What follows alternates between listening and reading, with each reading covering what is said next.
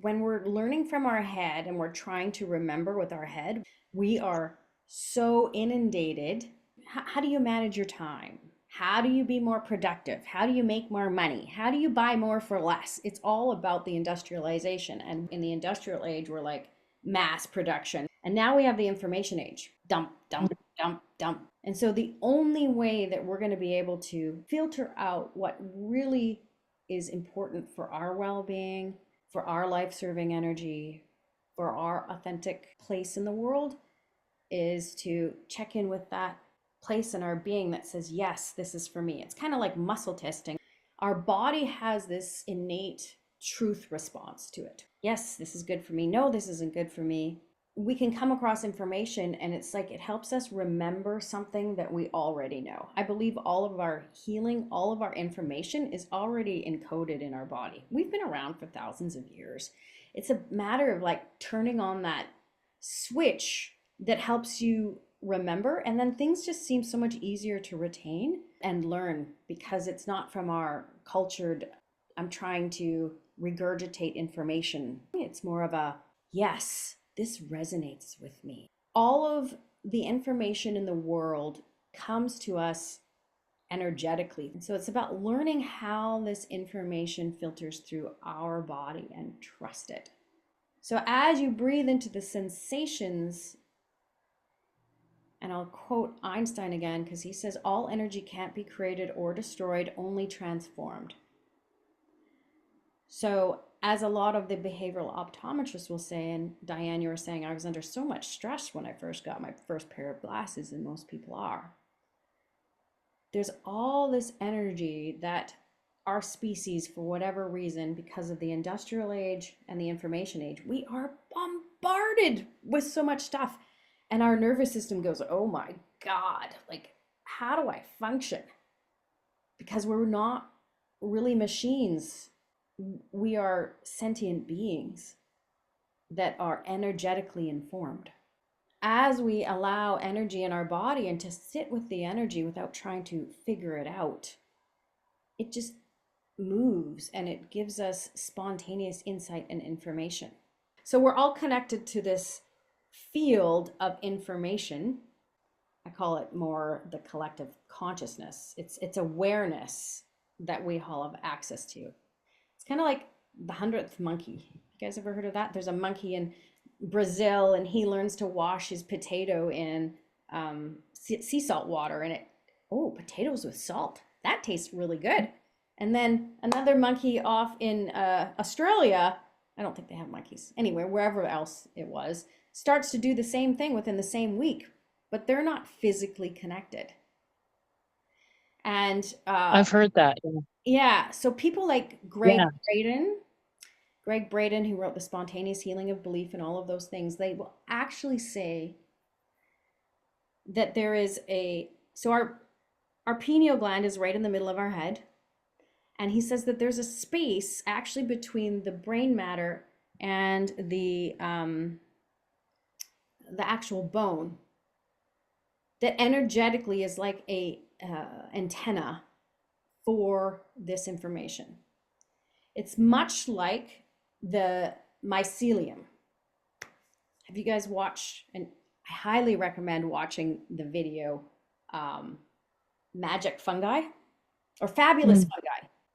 It'll just tell you how much information we aren't accessing. So Fabulous Fungi is about mycelium or mushrooms. There's so many different kinds, and trees have roots. Strawberries, all these things, they're all communicating underneath the earth everywhere. Right. And as above, so below. So we have this under the earth and we also have it above. And it's just vibrating, pulsing information.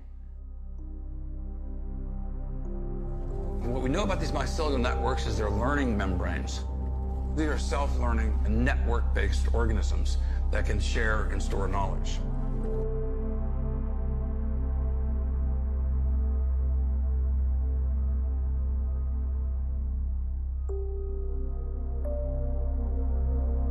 So The reason why 80% or 90% of us have glasses is because we are focused on outside information, about this regurgitation of information without the ability to download it and connect to the mycelium, to the collective. And this is something our soul is intimately connected to. It also awakens everybody else. Have you noticed, if you feel like life has sped up and you're like learning things on exponential levels?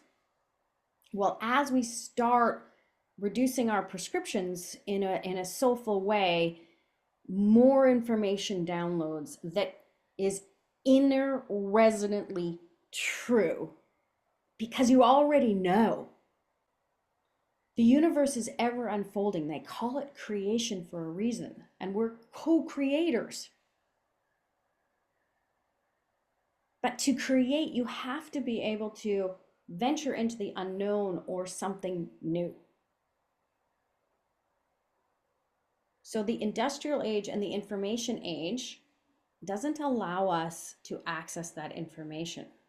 So I believe we're heading into a spiritual age to learn how our bodies are these conduits, both to our personality and our lived life, but also the soul. And so how we can fluidly start to put these two pieces together, the woo-woo and our lived life. There's still this separation for people between the two. It's like, okay, I know it's possible, but I don't actually know how to embody, which means to put in the body. And it's about empaths, which means the path within. And it's about being empowered, which means to have power within. So many of us seek so much information outside, information outside, information outside, without checking if it resonates with our life-serving energy, with our own truth. This is key. And as you watch some of it, once you go into the eye teaming piece of the vision class, you will notice that and get a better sense of how glasses interrupt this ability to weave the information, our intuitive, knowing, empathic information, with the concrete, logical information that we need to live our lives. There's a saying, the mind is a wonderful servant, but a terrible master. And so many of us have the mind in control versus how to speak to our soul and allow our personality here on earth, our ego, to follow it. And so this is the purpose of all my courses. And I was telling Diane, because I have the Soul Truth Academy, and Elizabeth, you're going to join us in the fall, and I should probably talk to you a little bit about that. It goes step by step through the process of what does it mean to be in service, to our soul, but to humanity as a whole, because we really are in this together through the mycelium. And it is no mistake, in Western world, 80% of us have glasses. 80%. What does that say? In Asian cultures, it's 98%, because they're so school driven. They're so outwardly driven. So I call them mental and emotional enslavement patterns. We're enslaved to these things. So how do we free ourselves? It's returning to our spiritual nature, to our connection to source itself, and getting our information from there, because we're always evolving. That is why Einstein says that information, or not, the imagination is more important than knowledge, because knowledge is only about what we already know. And that is evolving and changing fast. We're in a quickening, we're in an awakening, we're in an apocalypse, which just means the revealing of truth in times of falsehood. So it is about mastering fear and meeting the resistance we have to create, to venture into something new, because the unknown is often really a place where people fear. So there's a subtle shift to excitement, to a sense of knowing and trust that our eminent contribution, our authentic life has deep purpose and meaning here. Once we're aligned to all of this, and it's like we're this important other thread that helps all of the rest of it just vibrate and serve the rest of us. So I will add more information as we go in the class, and I think I will invite everybody to a little bit more information about how eyes are the windows to the soul, just to make it a little more comprehensible.